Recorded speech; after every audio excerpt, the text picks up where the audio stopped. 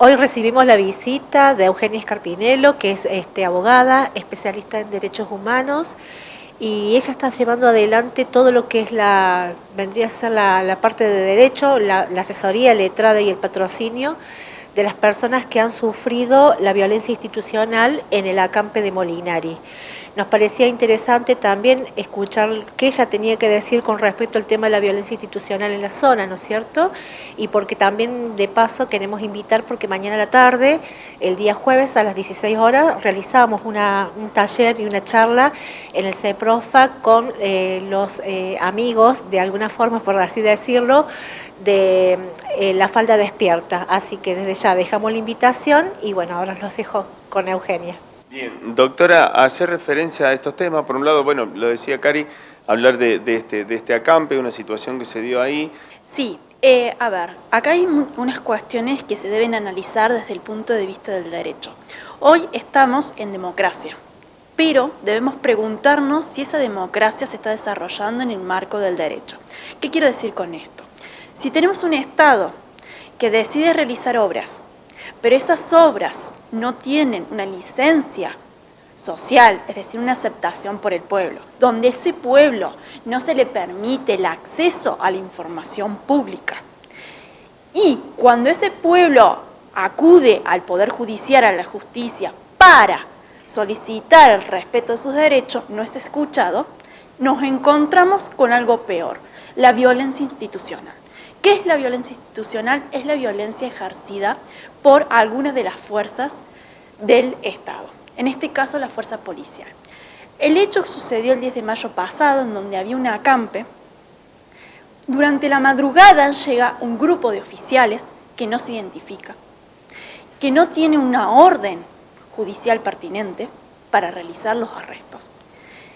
Y se lleva a un grupo de personas, mayoritariamente mujeres. Quien realiza el arresto son oficiales varones, en su mayoría. Entonces acá nos encontramos con una serie de irregularidades muy graves, que no son irregularidades, que vamos a lo que es concretamente la violencia institucional. A ver, si ocurre la violencia institucional en un marco de vulnerabilidad de las víctimas, en la noche donde no se puede ver bien dónde está, quién está deteniendo, donde no hay una identificación, donde no hay una orden, y encima esas personas que son arrestadas durante horas no se sabe su paradero, estamos hablando lisa y llanamente de la comisión de un delito de lesa humanidad. Pero estos delitos no se pueden cometer solo por medio de la policía o de cualquier otra fuerza. Acá estamos hablando de un aval necesario de un poder ejecutivo. ¿Por qué? Porque es imposible que por sí mismo las fuerzas policíacas cometan estos actos. Doctora, ¿cuáles son los elementos legales que hoy están sobre la mesa para poder actuar frente a una situación así? Y por otro lado, ¿cuáles son las herramientas que se tienen para que esto futuro no vuelva a ocurrir? O sea, ¿dónde avisoramos el cambio realmente?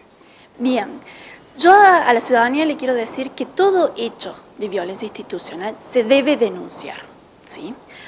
Una vez denunciado, pueden pedir el asesoramiento de un abogado letrado del Estado, puede ser gratuito, o un abogado litigante, que sería mi caso. Ahí el abogado nos podemos constituir como querellante y acompañar la causa, ¿sí? Hacer aseguramiento de pruebas, solicitar que avance la investigación, etc. Bien, ahora si nos encontramos con un poder judicial aletargado, un poder judicial que no investiga lo que debe investigar, un poder judicial que no da curso a las acciones legales, el ciudadano le está quedando pocas herramientas. Tenemos por un lado un poder ejecutivo que tiene una clara tendencia a la violencia. Tenemos una policía que avala y defiende eso, y tenemos un poder judicial muchas veces aletargado. ¿Qué le queda al ciudadano para visualizar una resolución? Dejar de pedir y comenzar a exigir. Comenzar a exigir por medios pacíficos que sean oídos, que sea oído. La defensa de sus derechos humanos, porque tenemos que tener en cuenta algo, aquí las víctimas han sido mujeres, en su mayoría, han habido víctimas de los pueblos originarios y todos ellos han sido activistas del medio ambiente, que con los tratados internacionales estamos hablando de personas específicas. que tendrían que haber sido protegidas y haber sido cuidadas aún más. Doctor, ¿y en esto entran las instancias legales de, por ejemplo, casación, Corte Suprema?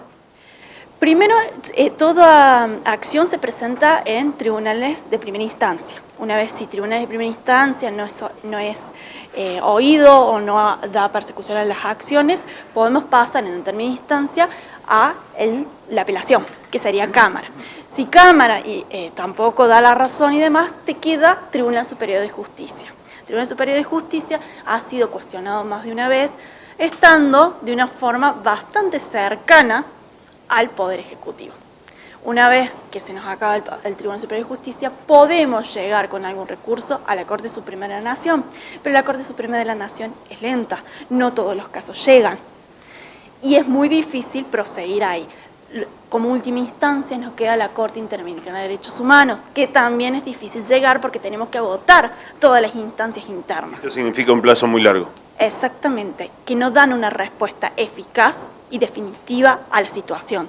Pero esto tiene que venir una respuesta gubernamental y una respuesta desde la ciudadanía. No podemos decirles a las víctimas que deben esperar después de haber sido violentados sus derechos más fundamentales.